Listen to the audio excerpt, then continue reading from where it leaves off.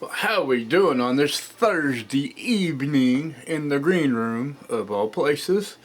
Um, I would have made a video outside earlier this afternoon, but the wind was blowing so hard. Um, you probably wouldn't be able to, you could see me, but you more than likely would not even be able to hear me. We've had wind gusts up in the 40 plus mile an hour range most this afternoon. So yeah, I mean, even if I was outside, you would, chances are, would never hear me. You see my mouth moving, and you might get a bleep of a word or two here and there. Now, it is what it is. One more day, and it's Friday, and I get 2 days off. I can sit around and plan some more and everything else. Earlier, I made a couple of videos, never posted them because I didn't get them downloaded in time, and I didn't feel like having a video that was 2 days old trying to explain something of me thinking of something the day of, 2 days from the previous time. So I just never made it. So I've been seeing some stuff online. They have these great big, like, clothy kind of like resin kind of bags. You put them out in the yard, fill them full of dirt, put plants in it type thing. It really intrigued me. It really did. Now there's certain size ones, like kind of smaller ones, which I might go with a couple of small ones because they're small, easy maintained type thing, no big deal. But for the price of the containers with the tax and everything else, I'd just be better off, truthfully and honestly, buying a galvanized steel, I would say steel, a galvanized metal band type thing, versus buying these cloth bags that are, there's no guarantee how long they're going to last. And then once you fill them full of dirt, then you're going to have to put the dirt somewhere when you empty it, because you can't let it sit there all year long, because then it'll decompose, break down, and everything else. And if I'm going to spend money on to house something, I want it to last a periods of time versus, maybe like 1.5 grow seasons and there it is. And yeah. I'm not going to go that route. I'm just going to get some galvanized spire rings or something like that, or some circle container bands, and just do it that way. Be done with it, and at least that way I know it's going to last a period of time versus maybe a season or two if you're lucky, and it go to shit.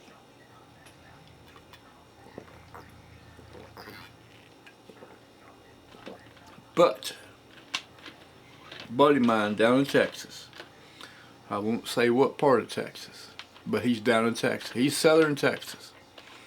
And he sent me a package I got yesterday. Actually got yesterday afternoon. And now he told me he's going to send me some chilies and some other things, some other seasoning spice type things. Which they're full peppers, which I don't mind because I make stuff with that all the time.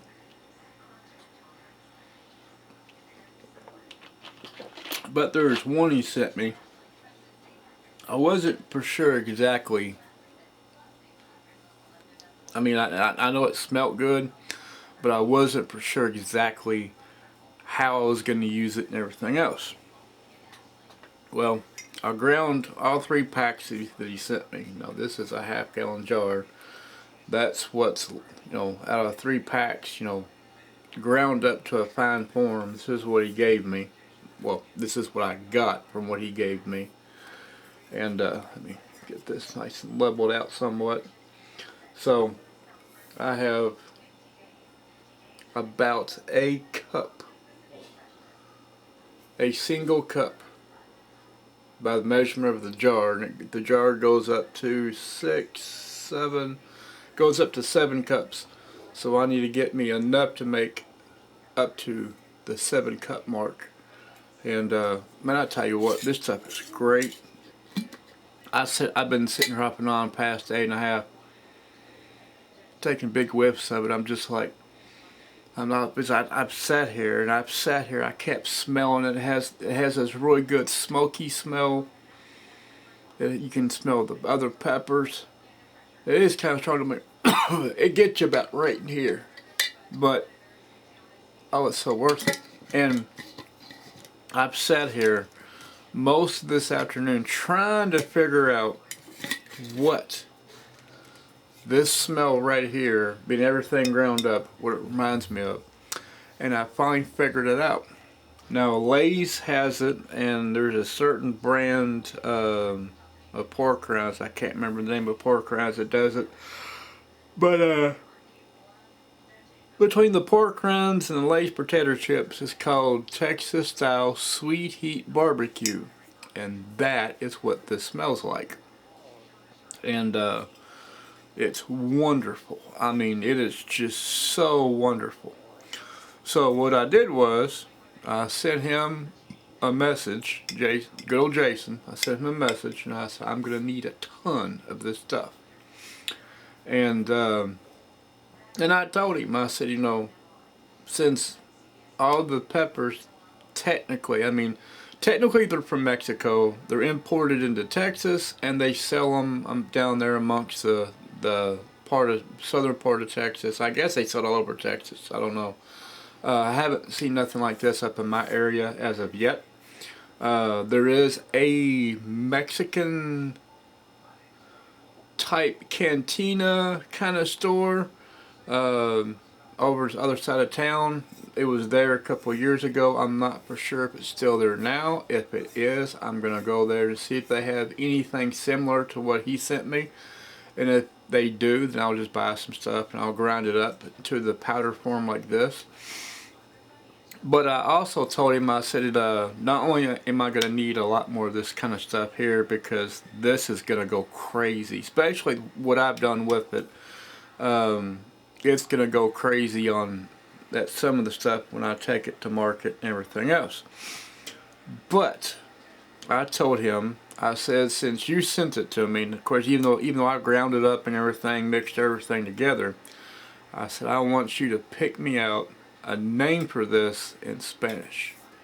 And I said, you name the blend, I'll put it on a sticker, and for like a label sticker, and once I get my other containers, I have it labeled up. And I said, then this will be, you named it, I labeled it, mix it together, and I'll send you a bottle of it, and you know, then I'll also take some stuff to market with me. Because man, I tell you what, this stuff right here, there's hot peppers in it, there's mild peppers, like a medium kind of pepper, and then there's these other chilies that are smoked. I mean, man, it's so wonderful. I just can't get enough of it. And yeah, I mean, I know some of y'all are probably thinking, hey, it's just chili powder, no big deal. Well, it kind of is just chili powder. But the smell of it, the sweetness, I mean, I've already licked my finger and tasted a little bit of it, and there is a little bit of a bite, but the other flavors, I mean, you can taste the sweetness of the pepper on one of them, you can taste the flavor for it, you can taste like the smokiness. It's a wonderful aroma of flavors. And I thought about adding some like onion powder with it, but I wasn't for sure. Then I thought about it, maybe a little bit of salt with it too, but I was like, I don't know what the actual ratio would be if I was to do all that.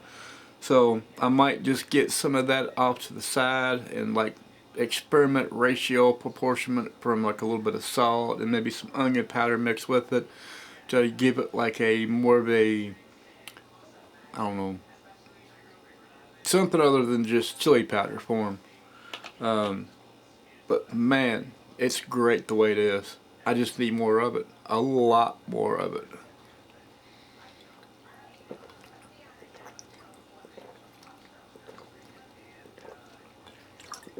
I've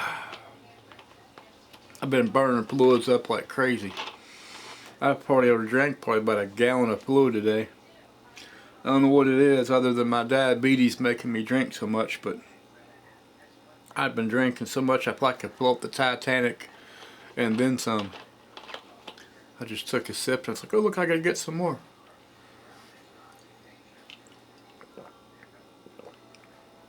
Now I know what the problem with some of this is. There's a lot of salt in some of these drinks that I've been drinking, and which, the problem with that is, with all the salt that you drink, it just makes you more thirsty. You gotta keep drinking more and more and more.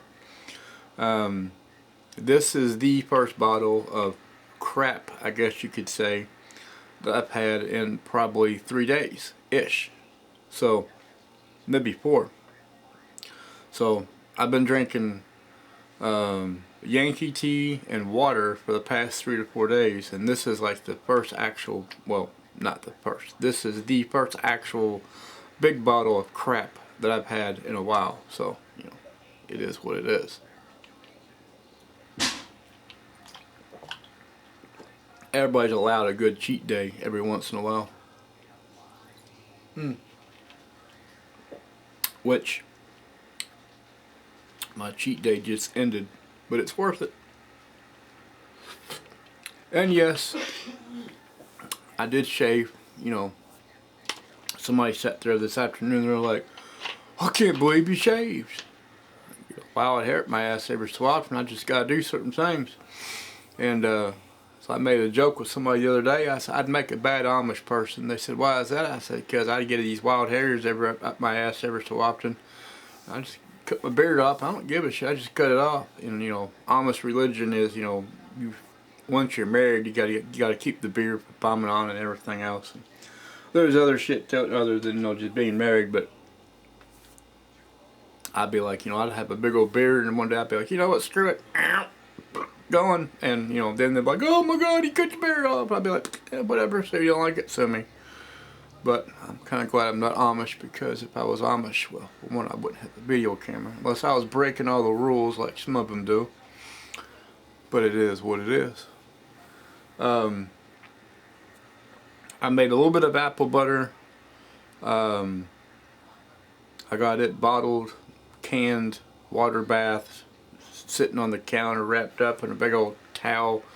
Gonna let it sit there for 24 hours, make sure all the seals are good and everything else. And once it is, then I'll do something with it. I might give some of it away, give some to somebody here or there type thing. And then there is a thing of pickled Brussels sprouts that I'm going to have to be working on here soon.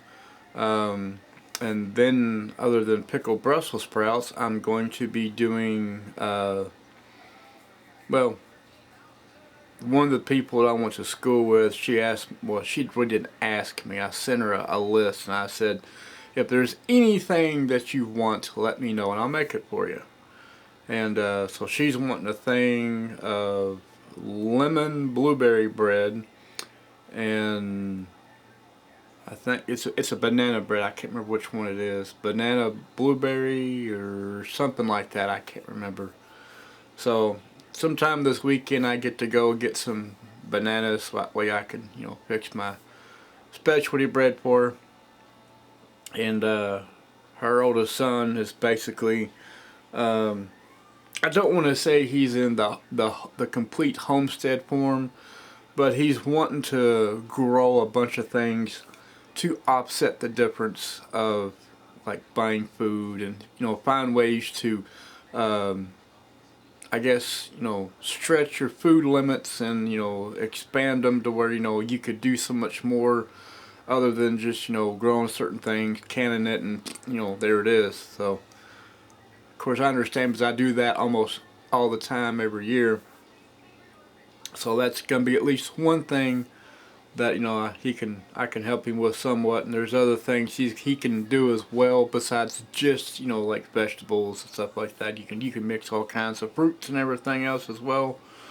So with that being said and done, that's one of the things that's going to be coming upon this coming week.